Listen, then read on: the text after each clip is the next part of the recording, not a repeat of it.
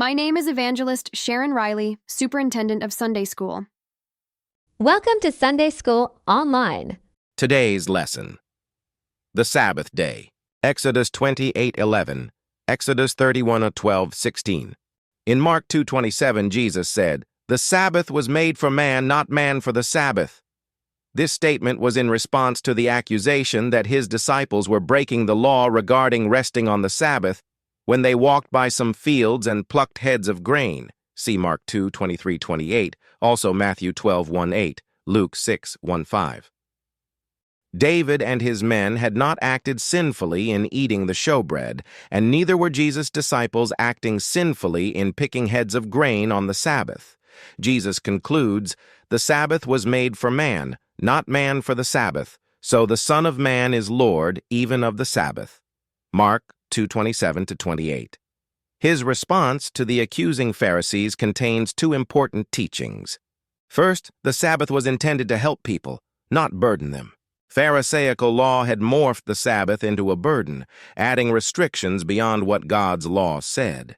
Jesus reminded the Pharisees of the original intent of the Sabbath rest. Jesus is also the Lord of the Sabbath, in that the Sabbath pointed to the rest Jesus provides. Jesus became our rest when he did all the work necessary for our salvation. Hebrews 4. Let us go to our lesson. 8. Remember the Sabbath day, to keep it holy. The word Sabbath comes from a Hebrew word meaning day of rest. Genesis 2:2. And on the seventh day God ended his work which he had made, and he rested on the seventh day from all his work which he had made. To keep it holy, it means consecrate, set apart, or sanctify.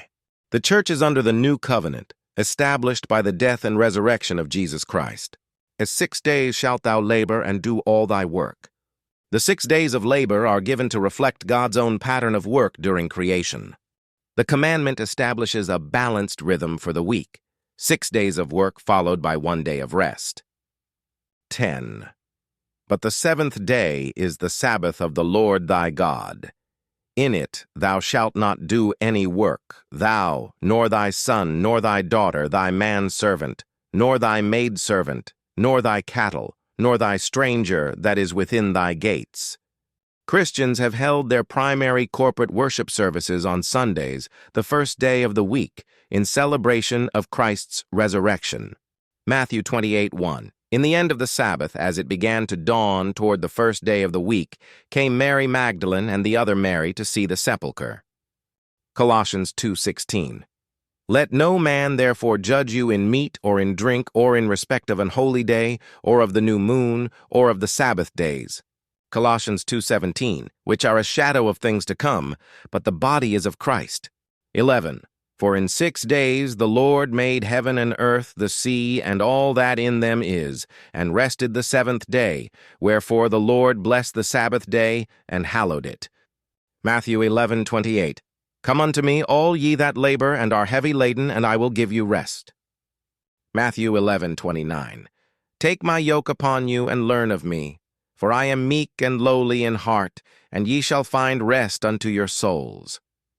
Matthew 11:30. For my yoke is easy and my burden is light. Exodus 31:12-16.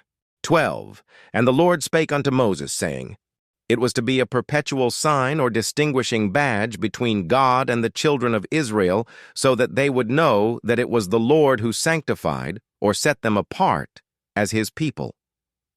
13. Speak thou also unto the children of Israel, saying, Verily my Sabbaths ye shall keep, for it is a sign between me and you throughout your generations, that ye may know that I am the Lord that doth sanctify you. The Sabbath is explicitly linked to the creation story, where God rested on the seventh day. Observing it serves as a weekly reminder of God's power as the Creator. It is a divine mark that indicates God is the one who makes Israel holy and sets them apart. 14.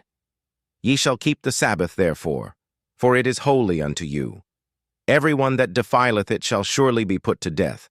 For whosoever doeth any work therein, that soul shall be cut off from among his people.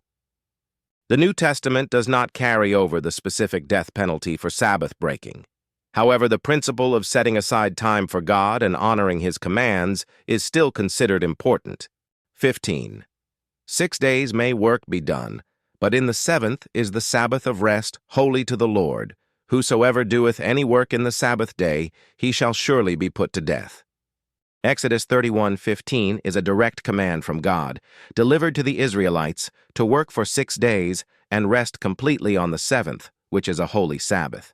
Whoever works on the Sabbath is to be put to death, emphasizing the sanctity of this holy day of rest. Jesus represents the ultimate rest from works, assuring believers of eternal rest in Him. 16. Wherefore the children of Israel shall keep the Sabbath, to observe the Sabbath throughout their generations, for a perpetual covenant. This observance is tied to God's own rest after creation and is a continuous symbol that sets Israel apart from other nations, requiring consistent remembrance and joyful celebration of God's provision and deliverance. The Sabbath is not meant to be a grim obligation, but a time for joyful celebration, rest, and spiritual renewal, as described in Leviticus 23:3 and Isaiah 58:13-14.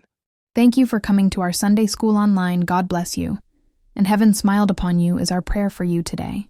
We are still feeding those that are in need, but we need your help. Send your donation to Trinity Holiness, Bible Church, P.O. Box 3810, Philadelphia, PA 19146. You can Cash App us Outreach Love 1. Thank you for all that you do. Every penny that you give goes to our outreach. May God bless you. Heaven smile upon you is our prayer for you today.